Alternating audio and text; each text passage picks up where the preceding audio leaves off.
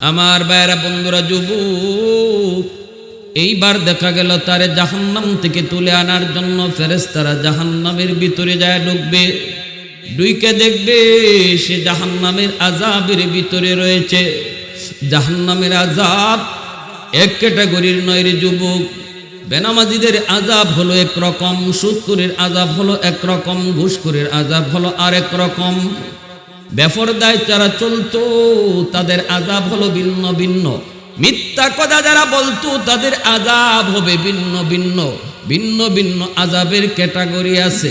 সে যেই ক্যাটাগরির আযাবের ভিতরে ঢুকছে, যেই ক্যাটাগরির আযাবের ভিতরে ছিল, ওই জায়গা থেকে তারে তুলে আনার পর কিছুক্ষণ পরেই তার সাথে যারা আযাবে ছিল জাহান্নামে, একজন আরেকজনকে বলবে, কিরে দোস্ত, এতদিন পর্যন্ত রবিউল, মনে করেন একটা নাম রবিউল, ওরা বলবে রবিউল এতদিন পর্যন্ত আমাদের সাথে ছিল, আজ তারে দেখি না, ঘটনা কি, কই গেল, কই গেল, সে কই গেল। সাথে সাথে একজনে বলবে, ওরে ভাই জানোনি, তোমরা তো জানো না, আমি সব দেখেছি। কি দেখেছো? কই আমি দেখেছি একদল ফেরেশতা আইসা তারে আমাদের মাঝখান থেকে তুইলা নিয়ে গেছে।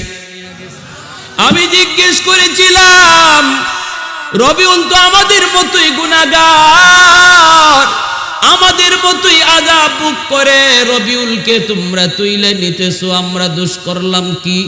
ফেরেশতারা তখন বলতেছে, এ জাহান্নামী শুন, রবিউল যদিও তোমাদের সাথে গুনাহগার, যদিও তোমাদের সাথেই জাহান্নামে আযাব ভোগ করে, কিন্তু সে ভিতরে ভিতরে একটা জিনিস ঠিক রাখছে। বলে কি?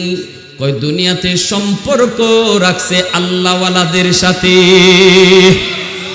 হয়তো কোনোদিন তোমাদের সাথে একসাথে বন্ধুদের পাল্লায় পড়ে সে একটা চুরি করে ফেলেছিল, বন্ধুদের সাথে পাল্লায় পড়ে কোনো এক গাছের ডাব চুরি করে ফেলেছিল, হয়তোবা কোনোদিন কোনো অন্যায় করে ফেলেছিল, কিন্তু সম্পর্ক ছিল মসজিদের ইমামের সাথে, সম্পর্ক ছিল মাদ্রাসার হুজুরদের সাথে, সম্পর্ক ছিল উলামায়ে কেরামের সাথে, সম্পর্ক ছিল এরকম আল্লাহওয়ালাদের সাথে। দুনিয়াতে তার একজন বন্ধু ছিল, বন্ধু যেই বন্ধু বড় আল্লাহওয়ালা রে, ওই বন্ধু আজকে জান্নাতে যাওয়ার পর আমার সুপারিশ করে বসছে। কয় মালিক, আমি আমার বন্ধু ছাড়া জান্নাত ভালো পাই না। তার বন্ধুর সুপারিশের খাতিরে আল্লাহ তারে জাহান্নাম থেকে তুইলা বন্ধুর সাথে জান্নাতে দিয়া দিছে। ওয়ালাকুম ফিহা নকশে খুদা দিল মে জমা রাখনে দিয়া কর, क्या जा रहा कि इस्लाम है कोई फضل इलाही, हर वक्त दरे कल्ब खला रखने दिया कर, मुर्शिद की नजर गाज़ बसर से न होती है, मुर्शिद की नजर गाज़ बसर से न होती है, क्या खुश नजरी खुश नजरी खुश नजरी है, क्या खुश नजरी खुश नजरी खुश नजरी है, दिल तोड़ के दिल जोड़ दिया सबका खुदा से, क्या दिल शिकानी दिल शिकानी दिल शिकानी है, क्या दिल शिकानी दिल शिकानी दिल शिकानी है, ला इलाहा इल्लल्लाह।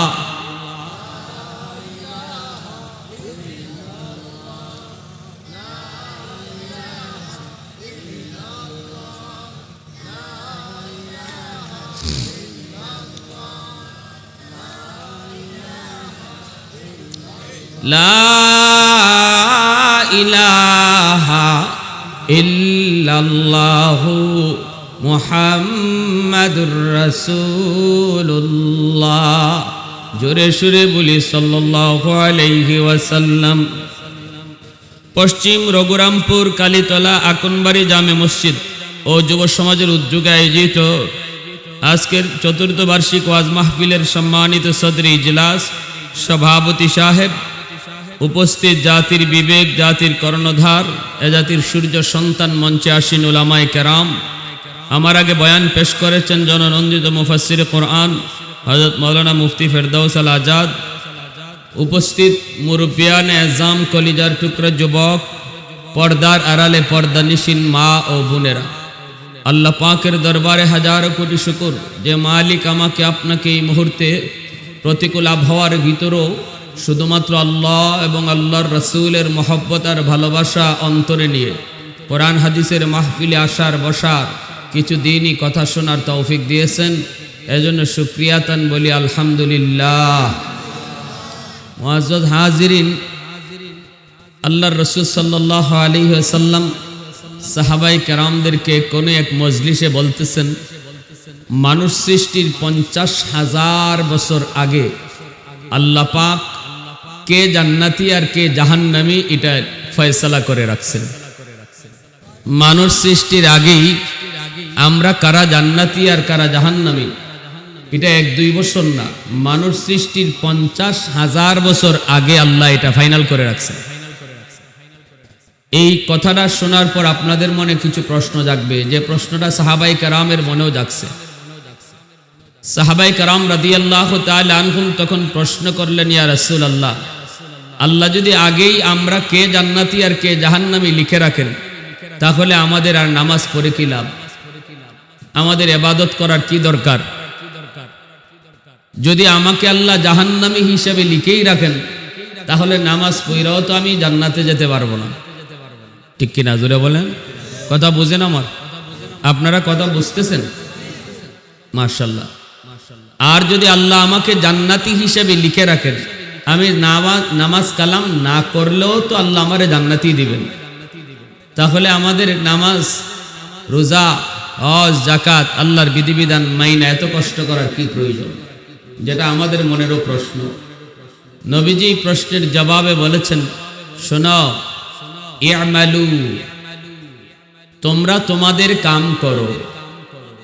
ইআমালু কুল্লু মুয়াসসারুন লিমা খুলিকা লাহু, আল্লাহ যাকে যে জায়গার জন্য বানাইছেন তাকে ওখানে যাওয়ার জন্য দুনিয়াতে ওই জায়গায় যাওয়ার কাজগুলা আসান করে দেবেন।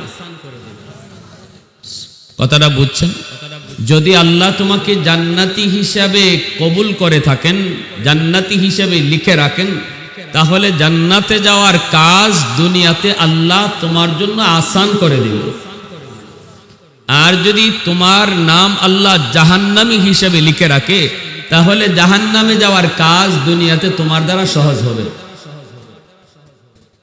এতে করে আল্লাহ নবী বুঝাইয়া দিলেন, যেহেতু আমাদের জানা নাই আমরা জান্নাতি না জাহান্নামী, জানেন আল্লাহ, অতএব আমাদের কাম হলো জান্নাতে যাওয়ার যে কাজগুলা আছে এই কাজগুলা করা। আমরা যে মাহফিলে আসলাম, বসলাম, এই কষ্ট করে বৃষ্টির ভিতরে, প্রতিকূল আবহাওয়ার ভিতরেও আল্লাহ যে আমাদেরকে এখানে আনলেন, এটা আলামত হলো আল্লাহ আমাদেরকে জান্নাতি হিসাবে কবুল করেছেন। কারণ নবীজির হাদিস পরিষ্কার, তোমার আমল প্রমাণ করবে তোমার নাম জান্নাতি না জাহান্নামী। দুনিয়াতে যে মানুষটা নামাজ পড়বে, রোজা রাখবে, এটা আলামত। এমন হবে না যে তোমার নামাজ নাই, কালাম নাই, সুদ খাও, ঘুষ খাও, মদ খাও, গাঞ্জা খাও, আর আল্লাহ তোমার মরণের পরে জান্নাত দিয়ে দিবে। বিষয়টা এমন না। আল্লাহ নবী বুঝাইছেন, যদি আল্লাহ তোমাকে জান্নাতি হিসাবে লিখে রাখেন, তাহলে জান্নাতে যাওয়ার কাজ, নামাজ, এটা তোমার জন্য আল্লাহ সহজ করে দিবে। ওয়াজ শোনা তোমার জন্য আল্লাহ আসান করে দিবে। রোজা রাখা তোমার জন্য আল্লাহ সহজ করে দিবে। হজ করা তোমার জন্য আসান করে দিবে। যেরকম সুবহানাল্লাহ। প্যারে হাজিরিন, অতএব দুনিয়াতে আমরা কার সাথে চলবো? আমি যদি নেককার মানুষের সাথে চলি, আমি যদি ওয়াজ মাহফিলের সাথে সময় দেই, গান বাজনায় না যাই, এখানে যুবকরা গানের আয়োজনও করতে পারতো, ঠিক না? যুবকরা তারা চাইলে খেলার আয়োজনও করতে পারত, গানের আয়োজনও করতে পারত, কিন্তু আল্লাহ তাদেরকে গান বাজনার দিকে না নিয়া কোরআনের মাহফিলের আয়োজন করানোর দ্বারা এটা আলামত, দুনিয়াতে যে মানুষ নেক কাজের দিকে আগায়, এটা আলামত হলো আল্লাহ তারে পরকালে জান্নাতি হিসাবে কবুল করে রাখছে। সুবহানাল্লাহি ওয়া বিহামদিহি সুবহানাল্লাহিল আযীম। তাহলে আমার আপনার প্রশ্ন করা কাম না, আমার আপনার কাম হলো আমল করা, ঠিক কিনা? আরো জোরে বলেন, ঠিক কিনা? ইয়া আইয়ুহাল্লাযীনা আমানুত্তাকুল্লাহ ওয়াকুনু মা'আস সাদিকিন। আল্লাহ পাক বলেন, এই ঈমানওয়ালারা তোমরা মুত্তাকি হও, দৌলতে তাকওয়া তোমরা হাসিল করো। কেমনে তাকওয়া হাসিল করবা, কেমনে তোমরা মুত্তাকি হইবা, আল্লাহ পাক পরের অংশের মধ্যেই সেটা উল্লেখ করে দিলেন। দুনিয়াতে যদি ভালো মানুষের সাথে তুমি চলো রে যুবক, তাহলে আল্লাহ পাক ভালো মানুষের সাথে চলার উসিলায় তোমাকে তাকওয়ার দৌলত আল্লাহ দান করবে। ভালো মানুষের সাথে তুমি চলো, নামাজের সাথে চলো, দাওয়াত ও তাবলীগ ওয়ালাদের সাথে চলো, আল্লাহ ওয়ালাদের সাথে চলো, তাহলে আল্লাহ পাক তাকওয়ার দৌলত তোমাকে আল্লাহ নিজেই দান করবেন। খারাপ মানুষের সাথে চলবা, বেনামাজি, খুসুতকুর, ঘুষখোর, নেশাখোরের সাথে যদি তুমি চলো, তুমি যদি সময় দাও, তাহলে ভাইরা বন্ধুরা, এই দোস্ত তোমারে ভালো ঘরের সন্তান হওয়ার পরও তোমাকে খারাপ বানায় দিবে। আমাদের সমাজে এমন বহু ভালো ঘরের সন্তান পাওয়া যায়, ভালো বাপ মার সন্তান পাওয়া যায়, খারাপ ছেলের সাথে চলার কারণে সে খারাপ হয়ে গেছে। আসেনি না নাই? আরো জোরে বলে। তাহলে সমাজে আমি কার সাথে চলবো, কার সাথে সময় দিব, কার সাথে গল্প করব, এই বিষয়টা ইসলামে বহুত বড় একটা সাবজেক্ট। এটা খামখেয়ালির বিষয় না, খামখেয়ালি করা যাবে না, মোটেও যাবে না। প্যারে হাজিরিন, কিয়ামতের ময়দানে হাদিস শরীফ আল্লাহর নবী বলেন, একজন মানুষ জান্নাত পাওয়ার পরেও তার ভালো লাগবে না, জান্নাত পাওয়ার পরেও তার যেন অশান্তি অশান্তি কাজ করে। আল্লাহ তারে জিজ্ঞেস করবেন, বান্দা, জান্নাতের ভিতরে সব দিলাম, এরপরও তোমার এত অশান্তি কেন? এখানে তো শান্তির সব ব্যবস্থা আছে, তারপরে অশান্তি কেন? তখন সে বলবে, আল্লাহ, দুনিয়াতে আমার একজন বন্ধু ছিল, বন্ধু, ওই বন্ধুকে ছাড়া দুনিয়াতে আমি কোথাও চলতাম না, কোথাও যাইতাম না। এই বন্ধুকে ছাড়া আমি দুনিয়ার কোনো কামকাজ আমার ভালো লাগতো না। কোথাও গেলে আমার বন্ধুকে সাথে নিয়ে যাইতাম, অনুষ্ঠানে গেলেও বন্ধুকে সাথে নিয়ে আমি অনুষ্ঠানে যাইতাম, বাজারে গেলেও বন্ধুকে সাথে নিয়েই যাইতাম, মসজিদে গেলেও বন্ধুকে সাথে নিয়ে মসজিদে যাইতাম। দুনিয়ার জীবনে এমন কোনো অনুষ্ঠান আমার ছিল না গো মালিক, যেই অনুষ্ঠানে আমার বন্ধুকে ছাড়া আমি গেছি। আজ আমি জান্নাত পাইলাম, কিন্তু বন্ধু পাই নাই। সুবহানাল্লাহ। জান্নাত পেয়েছি, কিন্তু জান্নাতে বন্ধু পাই না। দুনিয়ার কোনো অনুষ্ঠান বন্ধু ছাড়া আমার ভালো লাগতো না। যত আরামের হোক না কেন, যত সুখের ব্যবস্থাই থাকুক না কেন, ওই আনন্দের অনুষ্ঠানটা আমার কাছে আনন্দময় লাগতো না যদি দুনিয়াতে আমার ওই বন্ধু আমার পাশে না থাকতো। আজ তুমি আমাকে জান্নাত দিয়েছো, জান্নাতের সকল নাজ নিয়ামত তুমি আমাকে দিয়েছো, কিন্তু ওই বন্ধুকে জান্নাতে না পাওয়ার কারণে আরামায়েশ পাওয়ার পরও আমার জান্নাত ভালো লাগে না। মালিক তখন ফেরেশতাকে ডাক দিয়া বলবে, ফেরেশতারা যাও, জাহান্নামের ভিতর থেকে আমার জান্নাতি বান্দার বন্ধুকে তুইলে আনো। আরেকটু জোরে আওয়াজ দিয়ে সুবহানাল্লাহ। মুসলমানের আওয়াজে সুবহানাল্লাহ। আমরা আল্লাহকে যত বেশি পাক বলবো, যত বেশি সুবহানাল্লাহ বলবো, আল্লাহ তুমি পবিত্র, আল্লাহ তুমি পবিত্র, আল্লাহ আমাকে তত বেশি পবিত্র বানায় দিবে। সুবহানাল্লাহ। তত বেশি পবিত্র বানায় দিবে। ইউসুফ আলাইহিস সালামের জমানার একটা ঘটনা বলি, পবিত্রতা ঘোষণা করার একটা আজীব ঘটনা। ইউসুফ আলাইহিস সালাম যখন খাদ্যমন্ত্রী হলেন মিশরের, তিনি তো মূলত মিশরের বাসিন্দা ছিলেন না, ছিলেন ফিলিস্তিনের, ঠিক না? ভাইয়েরা কুয়ার ভিতরে ফালায় দিল, ওইখান থেকে তাকে বণিকের দল মিশরে নিয়ে আসলো। মিশরের বাজারে ইউসুফ আলাইহিস সালামকে বিক্রি করলো। জুলাইখার স্বামী তারে কিনে নিয়ে গেল। জুলাইখার অধীনে ইউসুফ আলাইহিস সালাম বড় হলেন। এক পর্যায়ে তিনি মিশরের খাদ্যমন্ত্রী হলেন, মন্ত্রিত্ব তিনি চেয়ে নিলেন। কেন চেয়ে নিছেন? কারণ তিনি জানতেছেন সামনের 7টা বৎসর হবে দুর্ভিক্ষ, মানুষের ভিতরে অভাব দেখা দিবে। 7টা বৎসর ফসল হবে, এরপরে 7 বৎসরই দুর্ভিক্ষ দেখা দিবে। তিনি ভাবলেন যদি আমি মন্ত্রিত্ব চায়া না নেই, এই জায়গার ভিতরে যদি অন্য কোনো লোককে দায়িত্ব দেওয়া হয়, অন্য কাউকে যদি মন্ত্রী বানানো হয়, তাহলে আমানতে খেয়ানত হইতে পারে, ঠিক না? গম চুরি করতে পারে, টিন চুরি করতে পারে। চেয়ারম্যানের কাছে চেয়ারম্যানই আমানত, মেম্বারের কাছে তার মেম্বারই আমানত, এমপির কাছে তার এমপিগিরি আমানত, মন্ত্রীর কাছে তার পার্লামেন্ট আমানত। এরকম ভাবে প্রত্যেকের কাছে যার যার দায়িত্বগুলি হলো আমানত। ক্যাশিয়ারের কাছে ক্যাশটা হলো আমানত, সভাপতির কাছে দায় পদটা হলো আমানত, সেক্রেটারির কাছে তার সেক্রেটারি পদ হলো আমানত। এইভাবে ইউসুফ আলাইহিস সালাম তিনি মনে মনে ভাবলেন যদি আমি এই দায়িত্ব আমি নিজেই চেয়ে না নিই, তাহলে এই জায়গায় কোনো চোর বাটপার বসতে পারে। যদি বসে তাহলে সামনের দিনগুলা বড় অভাবের দিন। এই সময়টাতে জনগণের মাঝে ঠিকমতো সম্পদ, জনগণের কাছে ঠিকমতো খাদ্য আর গম বিতরণ করা লাগবে। যদি ভালো লোক না বসে তাহলে আমানতে খেয়ানত হতে পারে। এজন্য ইউসুফ আলাইহিস সালাম নবী হওয়ার পরেও, পয়গম্বর হওয়ার পরেও তিনি মন্ত্রিত্ব চায়া নিছেন। আল্লাহু আকবার। আমরা কেউ মনে করতে পারি হুজুররা আবার কেন লাগে এমপি হবে, হুজুর আবার চেয়ারম্যান কেন হবে, হুজুর আবার মেম্বার কেন হবে। তো ইউসুফ আলাইহিস সালাম নবী হয়ে আবার মন্ত্রী হইলেন কেন? তাও মন্ত্রী হইছেন না, মন্ত্রী চাইয়া নিছেন। আল্লাহু আকবার জোরে বলে। মন্ত্রী হইছেন না, উনি মন্ত্রিত্ব চাইয়া নিছেন। এবং এই ঘটনা আল্লাহ সূরা ইউসুফের ভিতরে শুনায় আমাদেরকে কি মেসেজ দিলেন? এটা ওখানেই শেষ। আল্লাহ এটা আমাদেরকে না জানাইলেও পারতেন।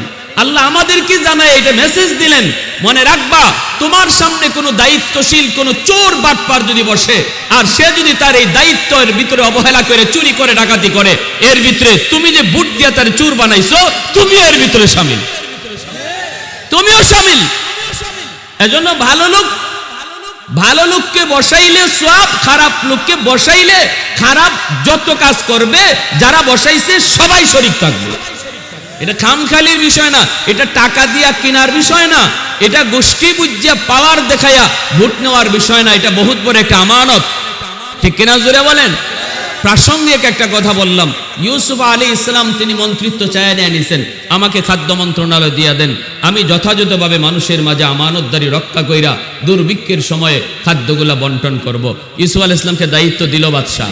ইউসুফ আলাইহিস সালাম দায়িত্ব নিলেন, মন্ত্রী হলেন। এইবার দুর্ভিক্ষ দেখা দিল, সংক্ষেপে বলি, দুর্ভিক্ষ দেখা দিল।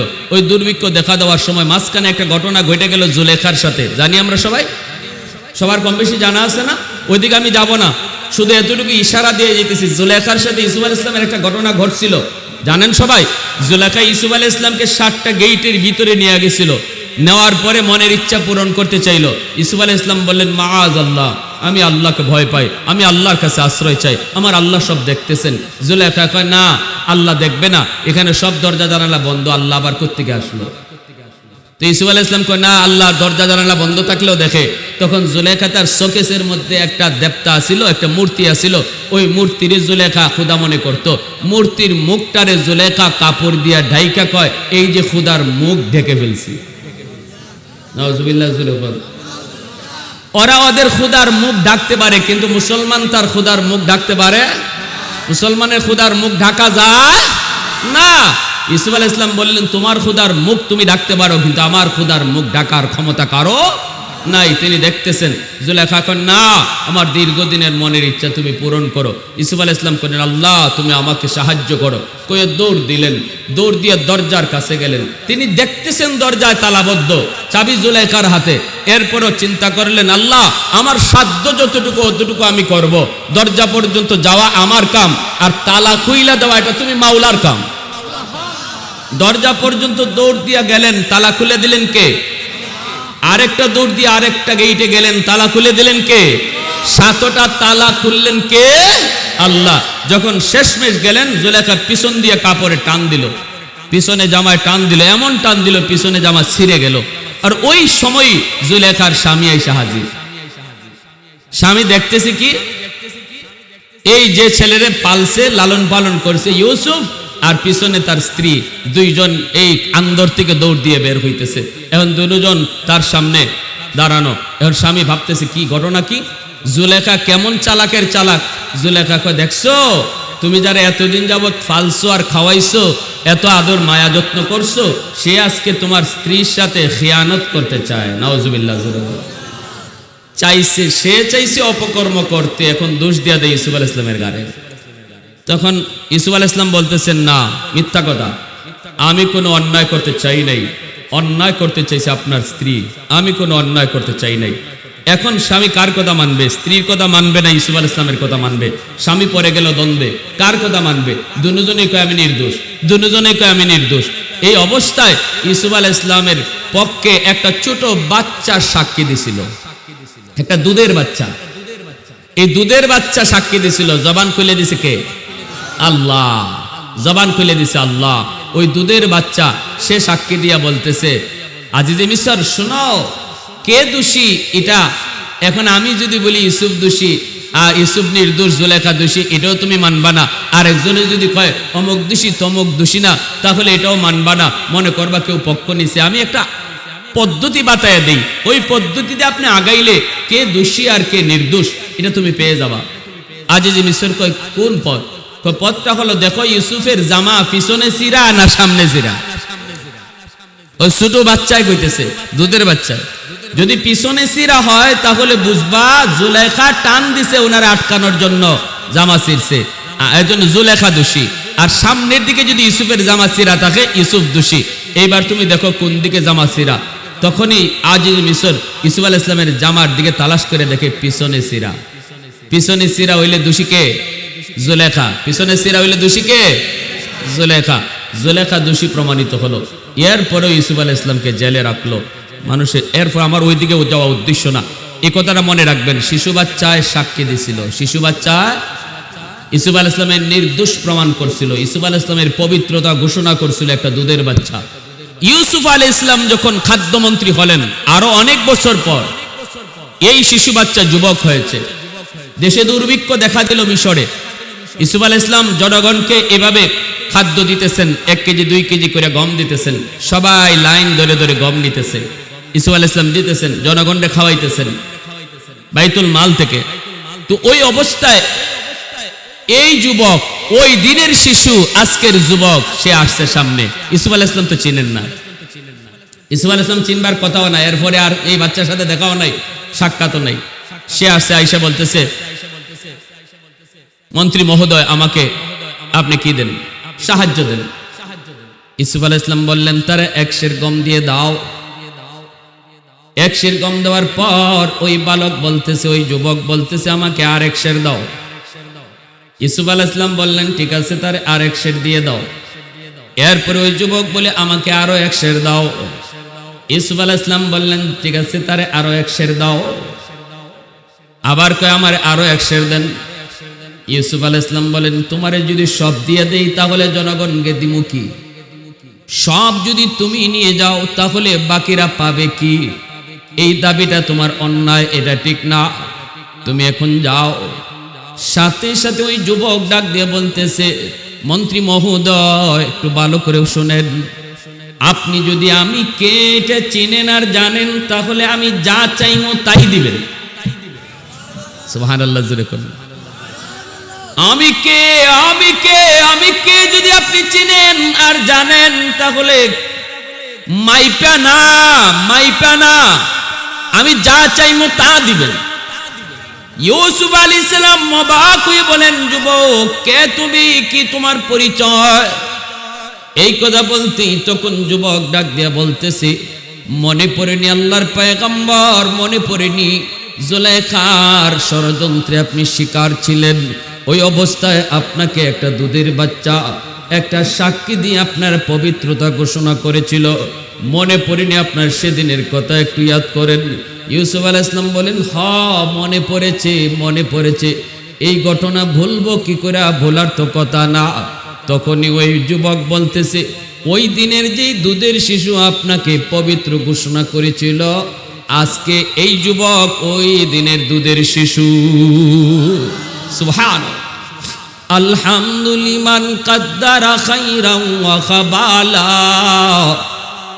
আলহামদুলিমান কাদ্দারা খাইরান ওয়া খাবালা ওয়া শুকরু লিমান সাওয়ারা হুসনান ওয়া জামালা ফরদুন সামাদুন আন সিফাতিন খালকি বারিউন রব্বুন আযালিয়্যুন খালাকাল খালকা কামালা লা জিদ্দা ওয়ালা নিদ্দা ওয়ালা হাদ্দা লিমাওলা আল আনা কামা কানা ওয়ালাম ইয়ালকা যাওয়ালা আল আনা কামা কানা ওয়ালাম ইয়ালকা যাওয়ালা।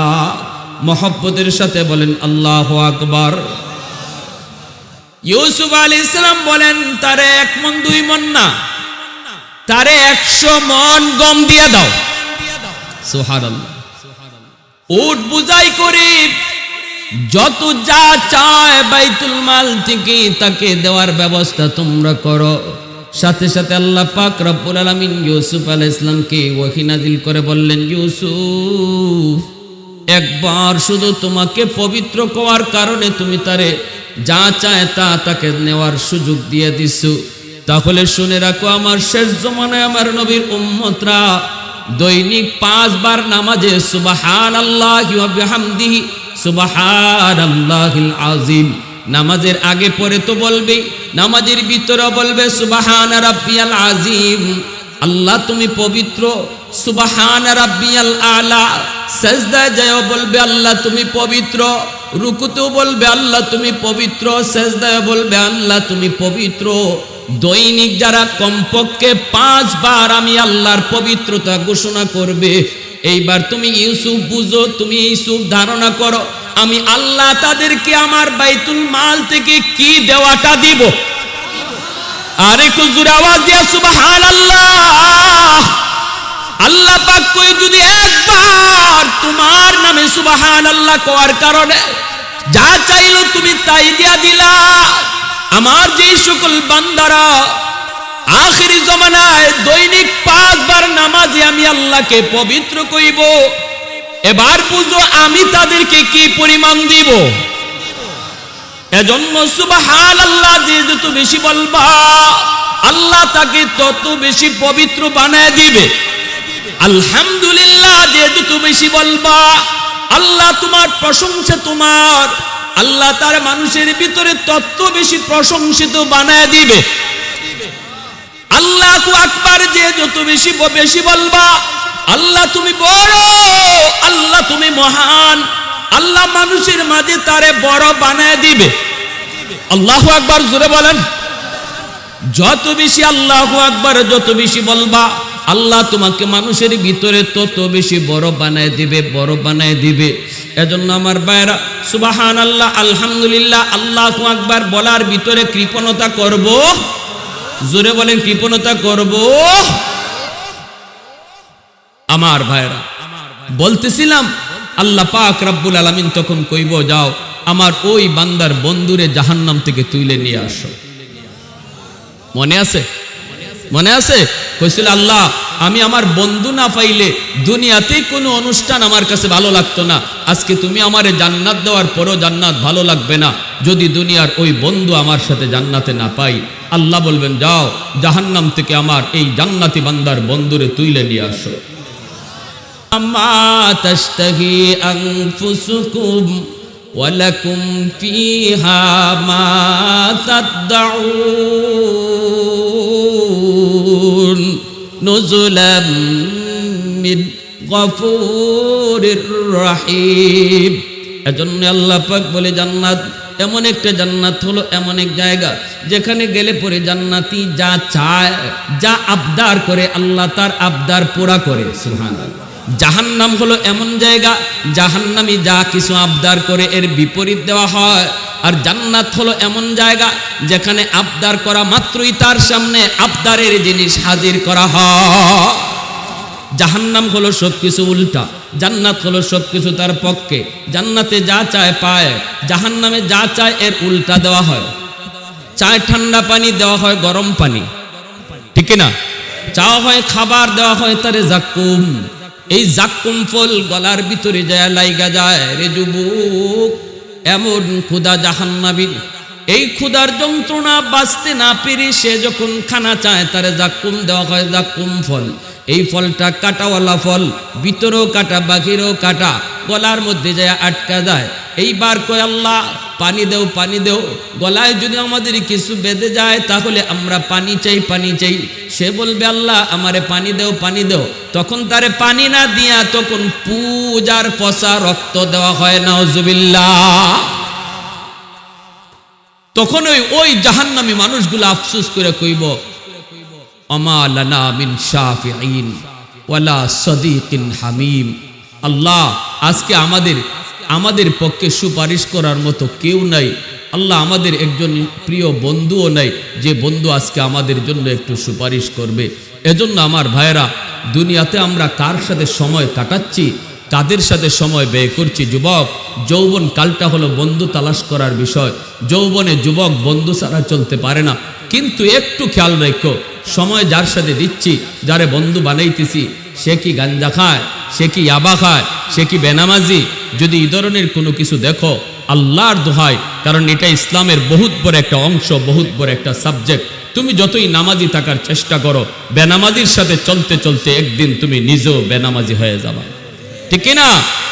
অনেক বাপমা, ভালো করে বাপমা আমাদের কাছে কান্না করে, হুজুর ছেলেটার জন্য একটু দোয়া করেন, ছেলেটারে কোনোভাবে বুঝাইতে পারে না। হযরত মালিক ইবনে দিনার রহমতুল্লাহি আলাইহি বহুত বড় আল্লাহর একজন বলি, তিনি এক রাস্তা দিয়ে যাইতেছেন, আর হঠাৎ করে দেখেন একটা যুবক, একটা সুন্দর ঘর, তার একটা ঘর, এই ঘরের রং উঠে গেছে।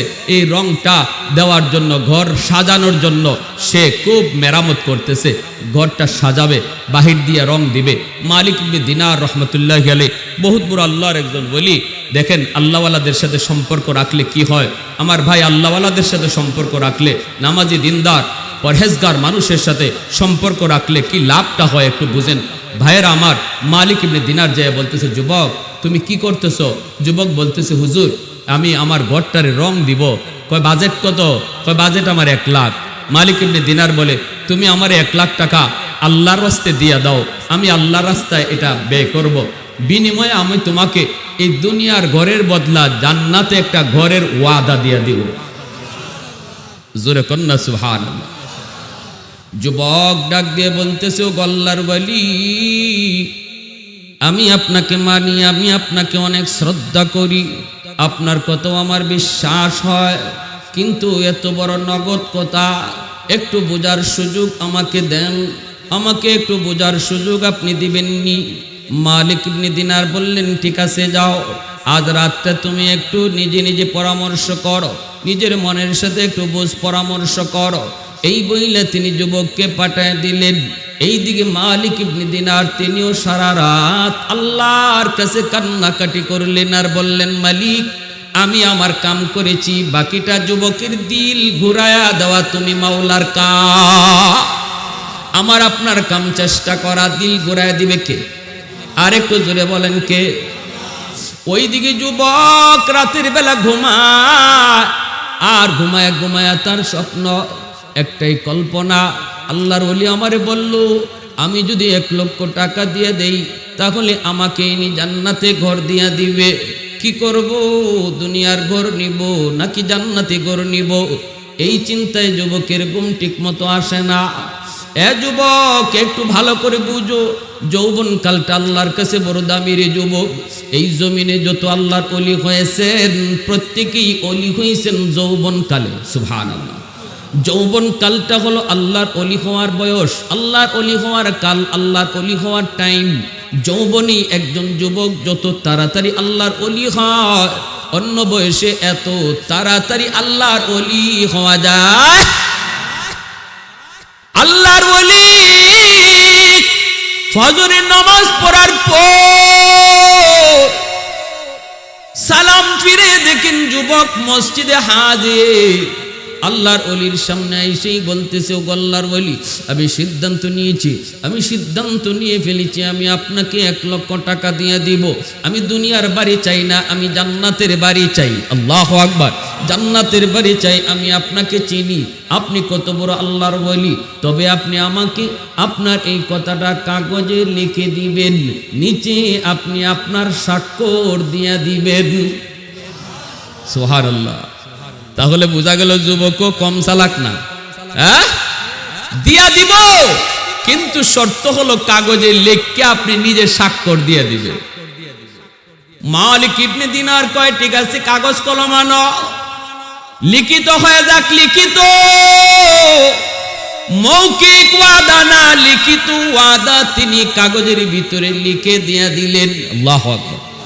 তিনি লিখলেন, তোমার 1 লক্ষ টাকার বিনিময়ে আমি তোমাকে জান্নাতে একটা ঘর দিয়া দিলাম।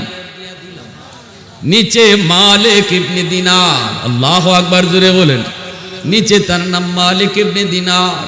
স্বাক্ষর দিয়া কাগজটা যুবকের হাতে বুঝিয়ে দিলেন। এইবারে যুবক সেও 1 লক্ষ টাকা আল্লাহর ওলির হাতে দিয়ে দিল। এলাকায় চলতেছিল বড় দুর্ভিক্ষ, মানুষের ঘরে খানা নাই, অনেক মানুষ অভাবী। মালিক ইবনে দিনার ওই 1 লক্ষ টাকা অভাবী মানুষের ভিতরে একদিনে বিতরণ করে দিলে। সুবহানাল্লাহ, আল্লাহু আকবার। এইবার ওয়াদা পূরণ হলো কি হলো না এটা বোঝার দরকার আসেনি না নাই? বাড়ি পাইলো কি পাইলো না এটা জানার ইচ্ছা কার কার আছে? হাত উঠে আল্লাহকে দেখান। আল্লাহ তুমি প্রতিটা হাত কবুল করো, জোরে বলেন আমিন। আর একটু জোরে বলেন আমিন। আল্লাহ আমাদেরকেও জান্নাতে একটা বাড়ির ব্যবস্থা করো। আল্লাহ আমরা তো কষ্ট করি এই অনুকূল পরিবেশে আসছি তোমার মহব্বতে, এতটুকু উসিলায় আল্লাহ আমাদের জন্য জান্নাতে বাড়ির ব্যবস্থা করো। এত জোরে আমিন, আর জোরে আমিন। মুসলমান ভালো করে শুনবেন, আমাদের আওয়াজ কিন্তু সময় মতো উঁচা না হইলে ইসরায়েলের মায়ের খালি ফিলিস্তিনে বাকি থাকবে না, বাংলাদেশও আসবে। 3য় বিশ্বযুদ্ধের দিকে পৃথিবী আগাইতেছে। যুবক আর ভুল পথে হাইটো না, পৃথিবীর হায়াত খুব শেষ, একদম কাছাকাছি। বিশ্বযুদ্ধ লাগার দ্বার প্রান্তে। আমরা যে নিরপেক্ষ থাকতে পারবো তা না, আমাদেরকে কোনো না কোনো একটা পক্ষ নেওয়া লাগবে, হয় শয়তানের দল নয় আল্লাহর দল। ঠিক কিনা জোরে বলেন? বাংলাদেশেও শয়তানের এজেন্ট আসেনি না নাই? বাংলাদেশেও ইহুদির এজেন্ট আসেনি না নাই? না থাকলে বাংলাদেশের শিক্ষানীতির ভিতরে কেন শরীফ শরীফার গল্প ঢুকানো হলো? শরীফ শরীফার গল্প ঢুকানোর দ্বারা এই কথা প্রমাণিত হয় বাংলাদেশে শকুনের নজর আছে, বাংলাদেশে ইহুদির দালাল আছে। শরীফ শরীফার গল্প দিয়ে আমাদের বাচ্চাগুলির কি শেখানো হয়, কি মেসেজ দেওয়া হয়? সমকামিতার দিকে আগানো হইতেছে, পুরুষে পুরুষে বিয়ার দিকে, মহিলা মহিলা বিয়ার দিকে আগানো হইতেছে। কেমনে? শরীফ শরীফার গল্প। এর অর্থ কি? একটা মেয়ে নিজের ছেলেদের কাছে যাইয়া নিজের মনে করবে সে ছেলে, তখন সে আর মেয়ে থাকবে না, সে নাকি ছেলে হয়ে যাবে। আরেকটা ছেলে মেয়েদের কাছে যাইয়া নিজের মনে করবে মেয়ে, তখন আর সে আর ছেলে থাকবে না, মেয়ে হয়ে যাবে। সরকারি তালিকায় তার নাম মেয়ে হিসেবে উঠবে। যেই মেয়েটা ছেলের কাছে গিয়া নিজের ছেলে মনে করছে আর নিজের ছেলে ছেলে মনে করতেছে, সরকারি তালিকায় সে ছেলে হয়ে যাবে। বলুন তো আসলে কি সে ছেলে হয়ে যাবে? মেয়েটা ছেলে মনে করলেই কি কোনো মেয়ে ছেলে হয়ে যায়? আর মেয়ে মনে করলেই কি কোনো ছেলে মেয়ে হয়ে যায়? তাহলে বাস্তবে কি ঘটলো? সরকারে কিন্তু ছেলেরে মেয়ে বানিয়ে দিল আর মেয়েরে ছেলে বানিয়ে দিল। এইবার এই ছেলেটারে সরকারে যদি বিয়ার ব্যবস্থা করে, তাহলে তারে ছেলে হিসাবে আরেকটা ছেলের সাথে বিয়া দেওয়া হইতেছে। মূলত এটা ছেলে না, এটা মেয়ে রয়ে গেছে। এটা মেয়ে রয়ে গেছে। এই মেয়েটাকে আরেকটা মেয়ের সাথে বিয়ে দেওয়া হইতেছে, একটা ছেলেকে আরেকটা ছেলের সাথে বিয়ে দেওয়া হইতেছে। এর দ্বারা সমাজকে সমকামিতার দিকে নেওয়া হচ্ছে। ওই দিন দেখলাম কলেজের 2টা মেয়ে কইতেছে এখন আর আমাদের অসুবিধা হয় না, আমরা ছেলেদের কাছে গেলে আর লজ্জা পাই না। আগে ছেলেদের কাছে গেলে আমাদের লজ্জা লাগতো। সাংবাদিক জিজ্ঞাসা কেন লজ্জা পাও না? কয় এখন ছেলেদের কাছে যাইয়া আমরা নিজের ছেলে মনে করি। নাউজুবিল্লাহ, জোরে কন, আর জোরে বলেন নাউজুবিল্লাহ। এত বড় চক্রান্ত আমাদের শিক্ষানীতির উপর। যে দেশে 95% মুসলমান, আপনার সন্তানকে আপনি ডাক্তার বানান, ইঞ্জিনিয়ার বানান, কিন্তু আপনার সন্তান মুসলমানি হারাইয়া নাস্তিক হইয়া ডাক্তার হোক, এটা কি কোনো বাবা চায়? কোনো বাবা এটা চান? আমি চাই আমার ছেলে ডাক্তার হোক, মুসলমানি লইয়া ডাক্তার হোক। আমার ছেলে ইঞ্জিনিয়ার হোক, মুসলমানি লইয়া ইঞ্জিনিয়ার হোক। আমার ছেলে প্রফেসর হোক, নামাজি প্রফেসর হোক। ঠিক কিনা? এটা প্রত্যেক বাপ মাই আমরা চাই। যদি আমরা চাই তাহলে আমাদের প্রত্যেক অভিভাবকের দায়িত্ব আমার সন্তান কি পড়ালেখা করতেছে, আমার সন্তানকে কি শেখানো হইতেছে, আমার সন্তানকে কি বোঝানো হইতেছে, এইটা খোঁজ খবর নেওয়া প্রত্যেক অভিভাবকের দায়িত্ব। যদি এই দায়িত্ব আপনারা আদায় না করেন তাহলে কিয়ামতের ময়দানে মনে রাখবেন সন্তান বলবে রব্বানা আতিহিম দিফাইনি মিনাল আযাব ওয়াল আনহুম লানান কাবীরা। আল্লাহ আমার বাপরে রাখো, আমার মারে রাখো, কেন আমার এই শিক্ষায় শিক্ষিত করলো, কেন আমার ওই প্রতিষ্ঠানে পড়াইলো, যে প্রতিষ্ঠানে পড়ার কারণে আমি ইসলাম জানলাম না, শরীফ শরীফার গল্প জানলাম, আমার নবীর গল্প জানলাম না। আমার বাপরে হাজির করো, আমার মারে হাজির করো। সেই দিন বাপ মার জন্য আল্লাহর আদালতে ডাবল শাস্তির আবদার করে বসবে কলিজার টুকরা সন্তান। সন্তান বাপ মারে আসামি বানায় দিবে। আজকে আসিফ মাহতাবের চাকরি কেন যাবে প্রশ্ন আমাদের। আসিফ মাহতাব প্রতিবাদ করেছে, ন্যায়সঙ্গত প্রতিবাদ, শরীফ শরীফার গল্প টান দিয়ে ছিঁড়ে ফেলে দিছে, ঠিক কিনা? এটা অন্যায় করছে না ন্যায় কাজ করছে? বেঠিক না সঠিক? আজকে আমরা বাপ মা যারা আছে অভিভাবক, বাংলাদেশের সমস্ত অভিভাবক, আমরা যদি আজকে এক হতাম, সবাই যদি একটা আওয়াজ তুলতাম আসিফ মাহতাব যা করেছে ঠিক করেছে, তাহলে কোন বাপের বেটার ক্ষমতা ছিল না আসিফ মাহতাবের চাকরিচ্যুত করা। তার চাকরি করার ক্ষমতা কারো ছিল না। কিন্তু আমরা অভিভাবকরা আমরা নীরব। মনে রাখবেন এই নীরবতা একদিন আপনাকে আল্লাহর আদালতে আসামি বানাবে, সন্তান আসামি বানাবে। আমি মৌলবী আপনারে আসামি বানাবো না, আপনার সন্তান আপনাকে আসামি বানাবে। 2 নম্বর হলো আমরা যদি এই প্রতিবাদ সরকারের কাছে জানাই যে আমরা এই শিক্ষায় আমাদের সন্তানকে শিক্ষিত করতে চাই না, আপনি আমাদের শিক্ষা ব্যবস্থার পরিবর্তন করেন, শিক্ষা ব্যবস্থায় মুসলমানি ঢুকান, তাহলে এটা হবে আমাদের একটা লাইন। দ্বিতীয় হলো সরকার যদি এটা না মানে, সরকার যদি না মানে, আমি জানি না সম্মানীয় সরকার প্রধান এটা বুঝা করছে না না বুঝা করছে, আমার যদ্দূর মনে হয় না বুঝা। কারণ এই সরকারি শিক্ষানীতির ভিতরে কিছু বিড়াল ঢুকছে, বিড়াল। এটা হয়তো প্রশাসনের বা আমাদের সরকার বাহাদুরদের নজরে নাই, ঠিক কিনা জুরা বলেন? নতুবা ফিলিস্তিনের পক্ষ নিয়েছেন আমাদের মাননীয় সরকার প্রধান, ওপেন পক্ষ নিয়েছেন জাতিসংঘে, ফিলিস্তিনের পক্ষ নিয়েছেন। ইসরায়েলের বিরুদ্ধে মামলা হয়েছে আন্তর্জাতিক আদালতে, আমাদের সরকার বাহাদুর তিনি ইসরায়েলের বিপক্ষে যে মামলা হয়েছে এই মামলায় তিনি শরীক। ইসরায়েলের বিরুদ্ধে মামলা করেছে বাংলাদেশ। এতটুকু সাহস সৌদি করে নাই, আরব আমিরাত করে নাই, মিশর করে নাই, জর্দান করে নাই। তাহলে আমরা বুঝি ইসলামী মূল্যবোধ তার অন্তরে রয়েছে, মুসলমানের প্রতি তার দরদ রয়েছে। আমার সন্তান অমুসলমান হয়ে বড় হোক, এটা আমাদের সরকারও চায় না, ঠিক কিনা? কারা এর পিছনে দায়ী তাদের মুখোশ উন্মোচন করতে হবে। কারা এখানে বসা তাদেরকে খুঁজে বের করো।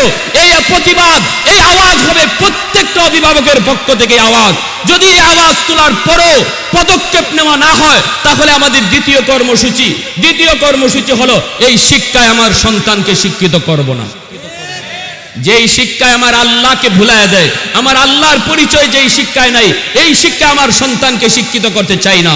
কারণ আমি আল্লাহর আদালতে সন্তানের মামলায় আসামি হতে চাই না, ঠিক কিনা? জোরে বলেন, আরো জোরে বলেন, ঠিক কিনা? কথাগুলা কি আপনাদের খারাপ লাগছে?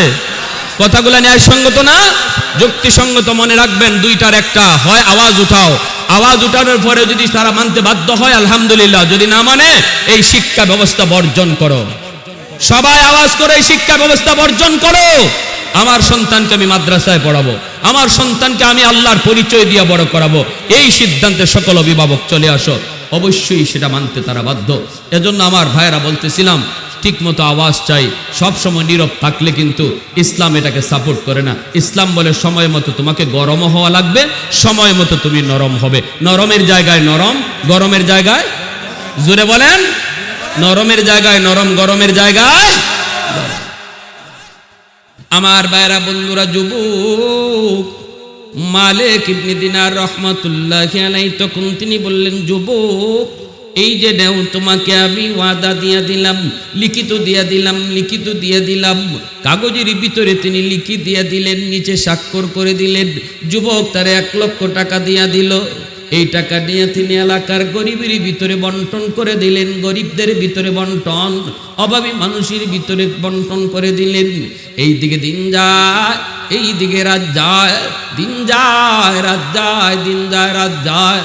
একদিন মালিক ইবনে দিনার তিনি দেখেন মসজিদে ফজরের নামাজের পর তার মিম্বরে, যেখানে তিনি নামাজ পড়ান মসজিদের মিম্বর, এই মিম্বরের সামনেই দেখা যায় একটা কাগজের টুকরা দেখা যায়।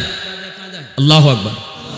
মালিক ইবনে দিনার কাগজের টুকরাটা দেইখা তার মনে হলো রে, কাগজের টুকরাটা পরিচিত পরিচিত মনে হয়, চিনা চিনা মনে হয়।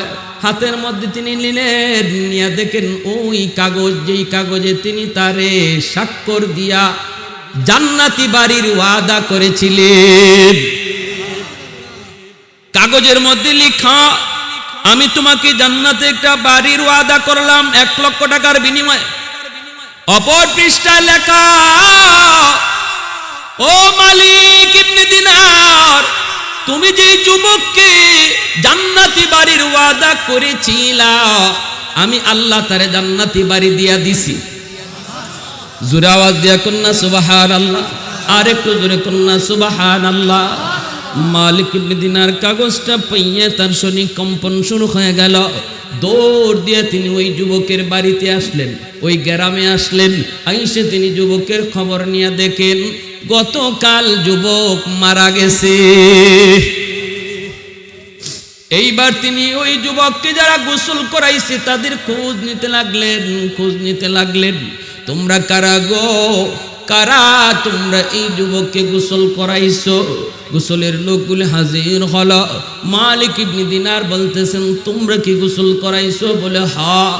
এই কাগজটা চিনো? তোমরা কি এই যুবককে যখন গোসল করাইবা, গোসল করানোর সময় যুবক তোমাদেরকে কোনো কিছু বলছিল নাকি মৃত্যুর আগে? কই হ্যাঁ, মৃত্যুর আগে ওসিয়ত করছিল, আমারে যখন তোমরা কবর দিবা তখন এই কবরে মালিক ইবনে দিনারের কাগজটাও কবরে ঢুকায়া দিও।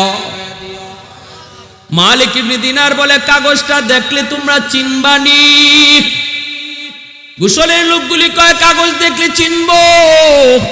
কবরে যারা রাখছিল তারা কই, আমরা কাগজ দেখলে চিনব, কারণ আমরা গোসল করানোর পর কবরে যখন রাখছিলাম তখন তার কবরে এই কাগজের টুকরাটাও রাখছি। মালিক ইবনে দিনার কয়, ভালো করে কও, কাগজটা দেখলে তোমরা চিনবানি? কাগজটা দেখলে তোমরা চিনবানি? লোকগুলি কয়, আমরা কাগজ দেখলে চিনব, কাগজটা দেখলে চিনব।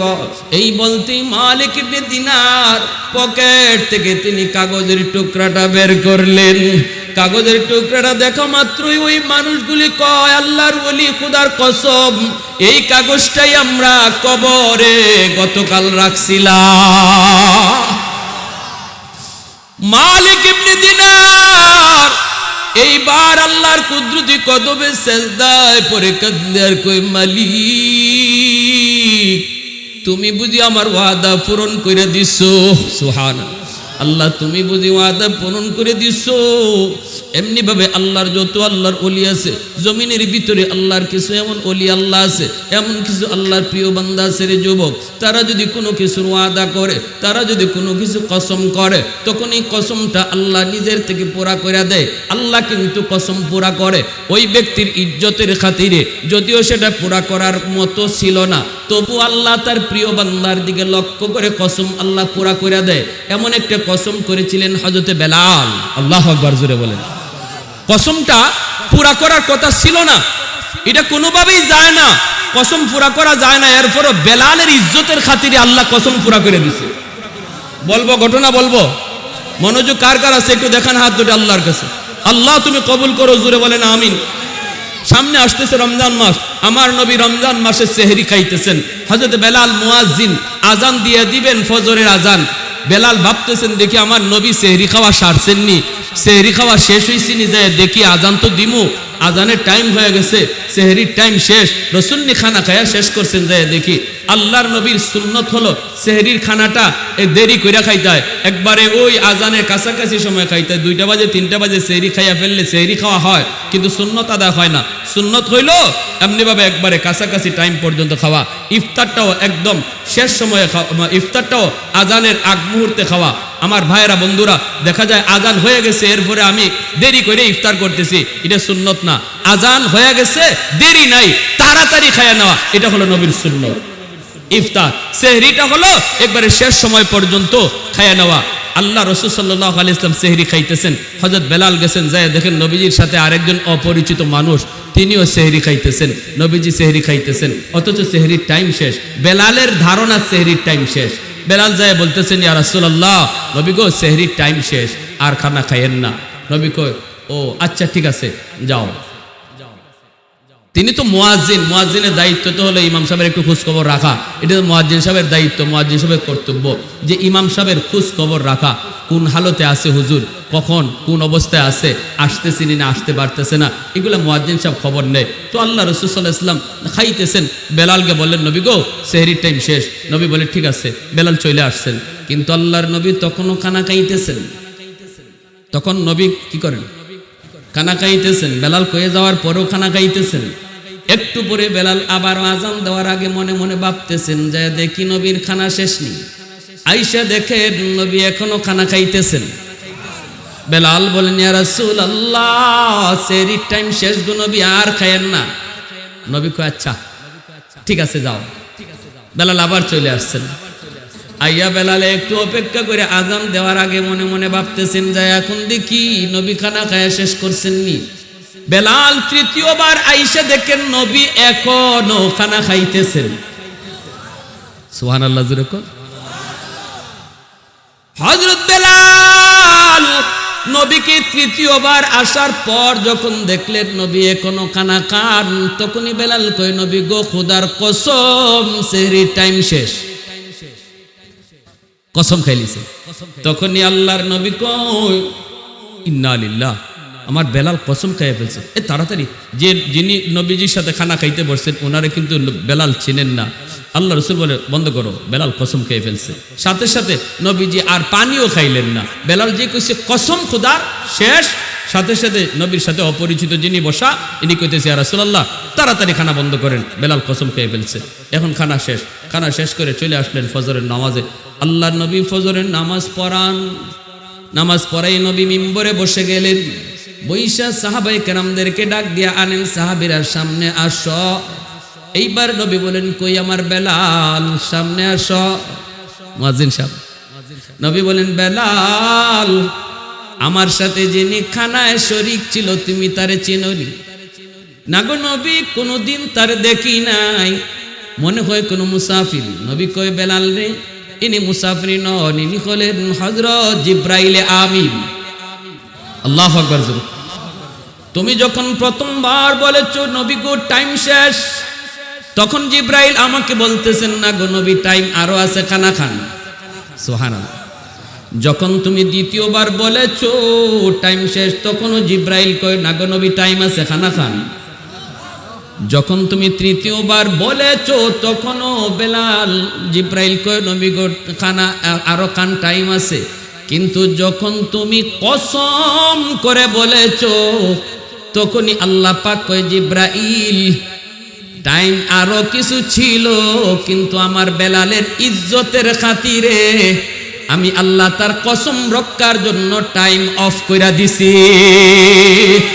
একটু জোরে আওয়াজ দিয়ে সুবহানাল্লাহ।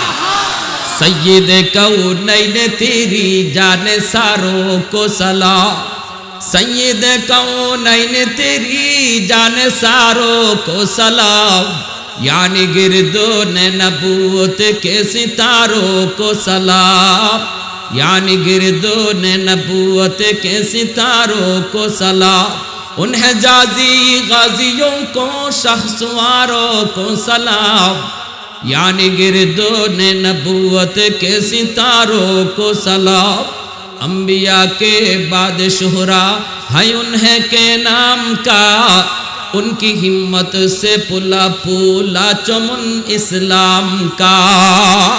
আল্লাহ আকবার।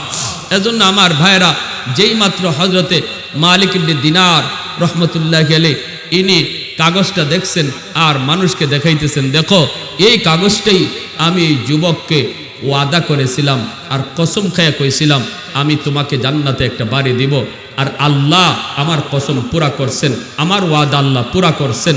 আল্লাহর তরফ থেকে কাগজের অপর পৃষ্ঠায় লেখা, মালিক তুমি যার জন্য জান্নাতের বাড়ি ওয়াদা করছিলা আমি আল্লাহ ওয়াদা পূরণ করে দিছি। সুবহানাল্লাহ, জোরে বলেন। যুবক, এজন্য বলি তার সাথে সময় দিবা, কার সাথে সময় কাটাইবা, মহব্বত কার সাথে রাখবা, এটা এবাদতের বহুত বড় একটা অংশ, বহুত বড় একটা অংশ। আমি যদি মসজিদের ইমাম সাহেবকে মহব্বত করি, সমাজের আলেম সমাজদের সাথে সম্পর্ক রাখি, উলামায়ে কেরামকে শ্রদ্ধা করে চলি, তাদের পরামর্শ নিয়ে আমি সামনে আগাই, তাহলে আমার ভুল পথ যেটা আছে, আমাকে ভুল পথে শয়তানে নেওয়ার আগেও ভাববে তার সম্পর্ক হুজুরের সাথে, আমি শয়তান তারে ওয়াসওয়াসা দিয়াও জিনা করাইতে পারবো না, কারণ সে তো হুজুরের পরামর্শ চলে। ঠিক কিনা জোরে বলেন? শয়তান কইব না, তার কাছে যাই লাভ নাই, তারে দিয়ে আমি এই চুরির কাম করাইতে পারবো না, কারণ সে তো ওই মুফতি সাহেবের সাথে চলে, সে তো মুফতি সাহেবের সাথে চলে। শয়তান যখনই দেখবো তোমার চলা একজন নামাজি দিনদার মানুষের সাথে, তখন শয়তান সহজে আইসা তোমারে গুনার কাজের ওয়াসওয়াসা দিবে না, কারণ শয়তান তার প্রতিটা টাইমকে খুব মূল্যায়ন করে। যার কাছে গেলে পরে যেই কথা মানবে তারে এই কথাই কয়, যার কাছে গেলে পরে আমার কথা মানবে না, শয়তান তার কাছে যায় না, তারে গিয়ে এই কথা কয় না, তারে অন্য কথা কয়, অন্য কথা কইয়া তারে ওই কাজটা করায়, কিন্তু যেই কাজ করলে করবার কথা বললে পরে সে করবে না। যেমন একজন ইমাম সাহেব রায়ে বলবে না, হুজুর সিনেমা চলছে, হুজুর বহুত সুন্দর একটা মডার্ন একটা ছবি আইছে, সিনেমা হলে মানুষের উপচে ভিড়, হুজুর যায় সময় জায়গা তাড়াতাড়ি করে সিনেমা হলে ঢুকেন, এই কথা কোনো একজন হুজুরকে শয়তানে বলবে না। ঠিক কিনা জোরে বলেন? তারে অন্য কথা বলবে, অন্য জিনিসের দিকে নিয়ে যাবে। ঠিক তেমনি যেই যুবক আলেমুল আমার সাথে চলবে, এই যুবককে কখনো শয়তান আইসা এমন কথা বলবে না যে কথা হুজুরের সাথে চলার কারণে তার এই কথা মানবে না, এই মন কথা শয়তান বলে না। অতএব আমার ভাইয়েরা, আর লম্বা কোনো কথা নয়, আমাদের জীবনের প্রতিটা সময়কে আমরা মূল্যায়ন করি, গুরুত্ব দেই, আমরা প্রত্যেকটা সময় কিভাবে কার সাথে কাটতেছে এটা ভালো করে লক্ষ্য রাখি। বিশেষ করে বাপ মা যারা আমরা আছি, গার্ডিয়ান, আমরাও খেয়াল রাখি আমার সন্তান কার সাথে সময় ব্যয় করে, আমার সন্তান রাতের বেলা কার সাথে সময় দেয়, কেন রাত্রে আমার সন্তান ঘরে ফিরল, এই জিনিসটা বাবা হিসেবে আমাদের দায়িত্ব, তার খোঁজখবর নেওয়া, কার সাথে সময় ব্যয় করলো এটাও তারে জিজ্ঞেস করা আমি বাবা হিসেবে আমার দায়িত্ব।